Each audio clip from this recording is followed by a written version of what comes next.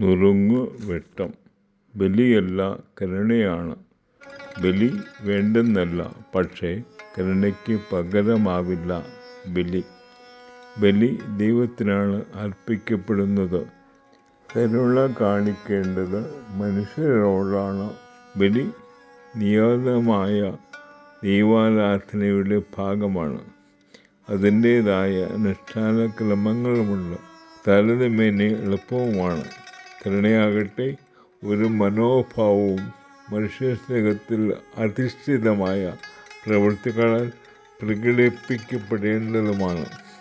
ബലിയർപ്പിക്കുന്ന ആൾ മത്സ്യപ്പറ്റില്ലാത്ത, കാരുണ്യമില്ലാത്ത ആളാണെങ്കിൽ ആ ബലി ദൈവസന്നിധിയിൽ സ്വീകാര്യമല്ല. കായീൻ ആബേൽ സഹോദരങ്ങളുടെ കഥയിൽ നിന്നും ഇത് വ്യക്തമാണല്ലോ. രണ്ടുപേരും ബലിയർപ്പിച്ചു. എന്നാൽ കായീൻ്റെ ബലി സ്വീകാര്യമായില്ല. കാരണം കായീൻ കരുണയില്ലാത്ത, സഹോദരനെ വെറുക്കുന്ന ഘാതകനായിരുന്നു.